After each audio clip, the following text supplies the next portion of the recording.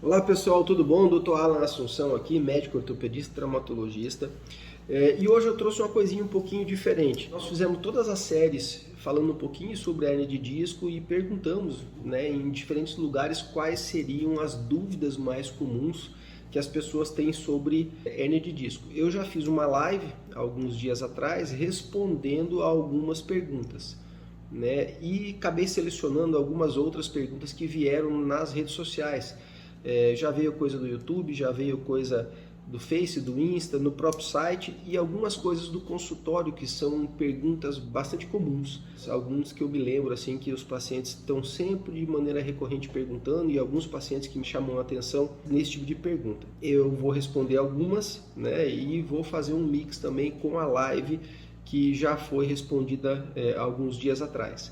Então eu espero que vocês aproveitem o conteúdo, né? Não esquece de apoiar a gente, registra, marca o canal, ativa as notificações para que vocês possam receber e para que a gente consiga produzir mais material e conteúdo informativo de valor para vocês.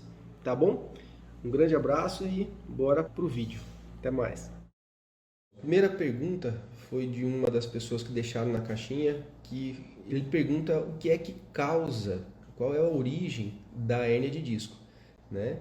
Então, as hérnias de disco, primeiro tem que entender o que ela é, para vocês entenderem como é que elas são formadas. Então, nós temos uma estrutura chamada disco intervertebral. Então, você vai ter uma vértebra em cima, uma vértebra embaixo, e o disco ele vai ser a estrutura que fica no meio. Como se fosse um pão em cima, um pão embaixo, você tem o hambúrguer do sanduíche, né? Então, o disco ele acaba sendo o hambúrguer do sanduíche. Quando você tem um processo aonde esse disco ele se rompe, ele se rasga e o conteúdo dele é colocado para fora, ele vai acabar comprimindo uma estrutura nervosa. E essa compressão causa um processo inflamatório, o que causa bastante dor, e eventualmente essa compressão pode causar o que a gente chama de sintomas neurológicos distais. O nervo comprimido ele tem uma porção que é sensitiva, ou seja, ele vai ser responsável por sentir o que está acontecendo. Se a sua perna está doendo, por exemplo, se esse nervo ele é responsável pela sensibilidade da sua perna, você pode sentir dor, você pode sentir choque, você pode sentir formigamento, né, que vai estar alterado pela compressão da hérnia. E tem uma parte do nervo que é motor, então você pode ter alteração no controle motor de alguns grupamentos musculares, ou seja, se você tem a compressão de um nervo, um grupamento muscular pode deixar de funcionar, você pode deixar de estender o joelho, ou fletir o joelho, ou levantar o pé ou abaixar o pé. Então a hérnia vai dar sintomas dessa forma. A causa e a origem dela é o que a gente chama de multifatorial. Nós temos vários fatores trabalhando em conjunto para que ela aconteça. Nós temos, por exemplo, o fator genético, que acaba sendo, hoje em dia, ele é considerado o mais importante. Já existem várias moléculas que são estudadas que participam do processo de degeneração, desgaste e envelhecimento do disco. E um outro fator muito importante também eu sempre junto de uma maneira geral, que é postura e esforço. Então é a maneira como você se posiciona, como você senta e o que tipo de esforço você submete à tua coluna. Se você vai fazer um esforço em flexão, um esforço em extensão, se você faz muito movimento rotacional da coluna, isso vai trazer dor também, né? Então a causa e a origem é uma causa multifatorial, com genética e com tudo aquilo que você faz com a sua coluna juntando ao mesmo tempo. O fator postural é muito observado também, pelo menos em alguns casos. Em relação à possibilidade de se praticar exercícios físicos na vigência da hérnia, se quem está com hérnia pode praticar atividade física, né? Então, assim, existem dois pontos de vista nesse assunto. Primeiro, se a tua hérnia é aguda, se você está com muita dor, muita contratura, uma dor irradiada muito intensa, você não deve fazer exercício físico. A gente deve investigar, ver que tipo de hérnia, o que está acontecendo, se essa hérnia é grande, é pequena, se está comprimindo o nervo, se não está, e deve-se iniciar uma medicação. Não é para ficar parado, não é para ficar numa cama, numa rede, não é isso, mas evitar o abuso, evitar a má posição, evitar o esforço e a carga, e medicar. Uma vez que se sai da fase aguda, aí sim é necessário que se faça atividade física, ou através de fisioterapia, ou através de pilates, ou através, realmente, propriamente dito, do exercício físico. Deve-se evitar atividades físicas que levam a uma flexão na coluna lombar e evitar atividades que levam a uma extensão na coluna cervical. Então, por exemplo, você deve evitar ficar sentado numa cadeira muito dobrado para frente, muito relaxado. O ideal é que você esteja numa posição semi-relaxada, de conforto, mas que a tua coluna lombar esteja na curvatura ideal. Então, evitar muito relaxamento. A atividade física, sim, deve ser feita, mas depois de se passar a fase aguda. Então, pode fazer atividade física, sim, desde que não esteja na fase aguda. A hernia de disco tem tratamento? Existe cura para a hernia de disco? Então, a resposta é que sim, existem vários tipos de tratamento, né? Como eu falei aqui, na fase aguda você está com muita dor, está realmente muito travado, muita contratura, a gente vai fazer uma medicação. As medicações variam, analgésicos, anti-inflamatórios, relaxantes, medicações, às vezes um analgésico derivado da morfina, ou um tramal, ou uma codeína, e tem alguns outros também. Então, mas isso tudo com indicação médica, tá? Não vão tomar sozinho esse tipo de medicação. É importante que seja feito primeiro uma avaliação, uma consulta, um diagnóstico adequado para que você comece o tratamento.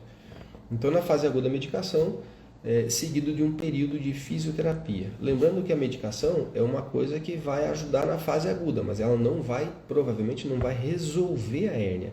É importante que a gente tenha um tratamento da hérnia para você resolver a porção do distúrbio mecânico que ela causa.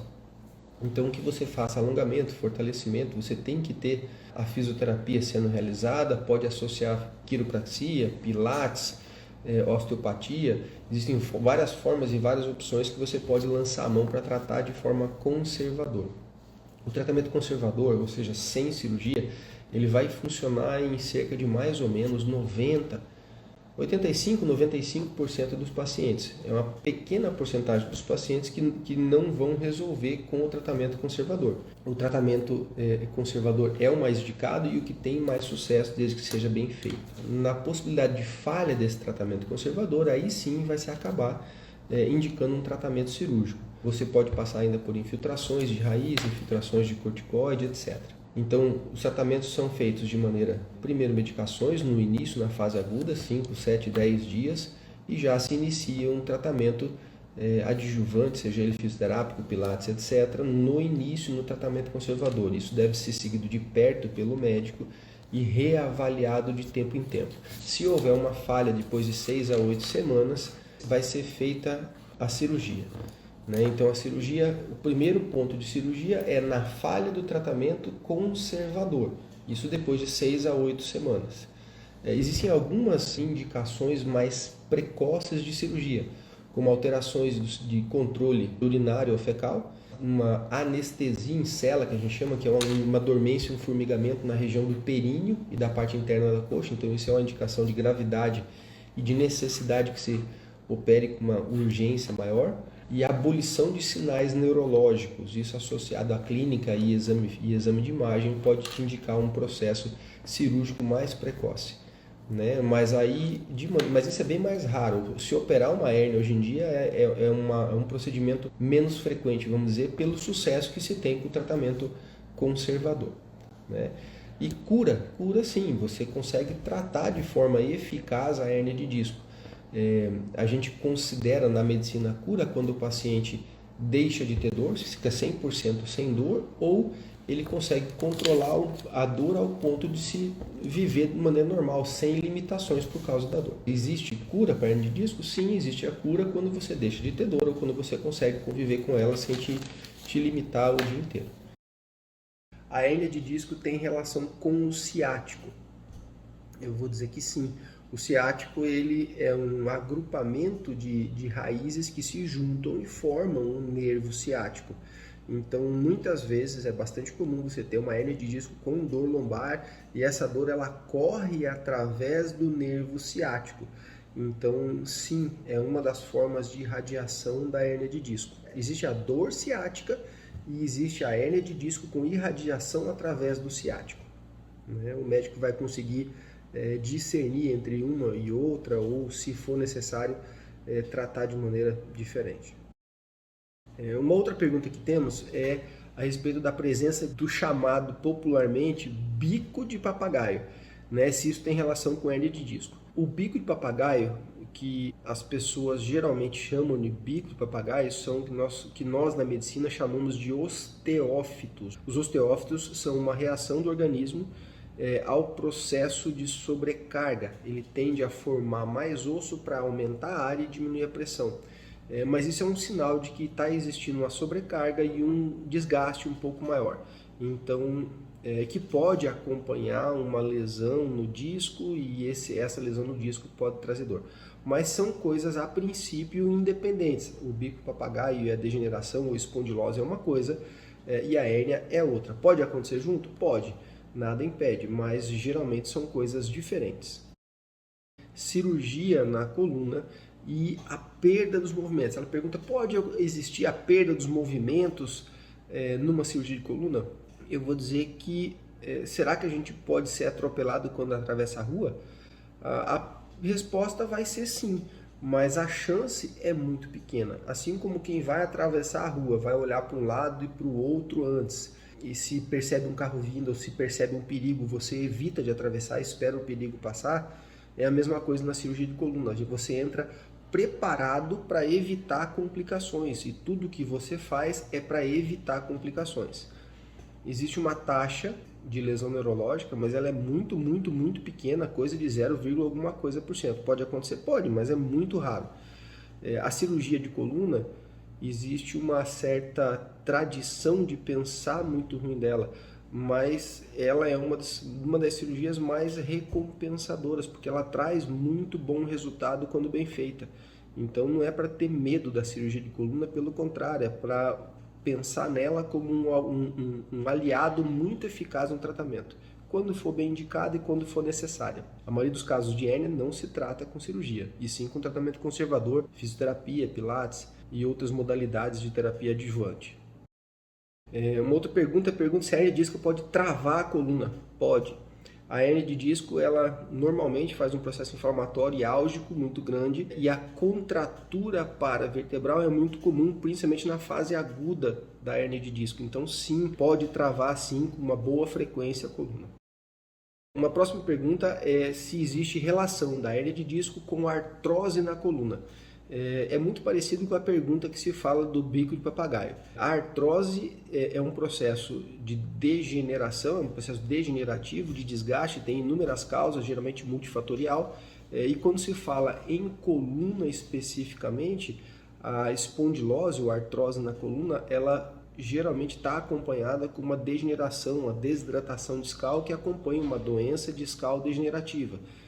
E essa doença sim, ela pode fazer uma ruptura de disco e eventualmente está associado à hérnia, mas a artrose é uma coisa, geralmente hérnia é outra. Nada impede que elas apareçam juntas, mas geralmente são separadas. Uma outra pergunta interessante é se a osteoporose pode ter relação com a hérnia de disco. Ela fala, a minha mãe tem osteoporose e desenvolveu uma hérnia de disco. Uma coisa levou a outra, será que tem relação? A minha resposta é que não, tá? Podem ter acontecido juntas por coincidência de faixa etária ou de sobrecarga, etc. Mas uma coisa não tem relação com a outra. A osteoporose é uma doença ou um estado osteometabólico onde você vai ter uma diminuição em termos de densidade mineral. Isso vai deixar o osso, entre aspas, mais enfraquecido ou mais suscetível de ter certas fraturas. Mas é o osso que sofre o processo metabólico de enfraquecimento e não o disco. O disco tem o seu próprio processo degenerativo ou de desidratação ou de eventualmente diminuição de tamanho e processo de envelhecimento. E pode se levar a uma hérnia, mas é improvável. E a osteoporose não leva a hérnia, são coisas diferentes que podem acontecer juntas.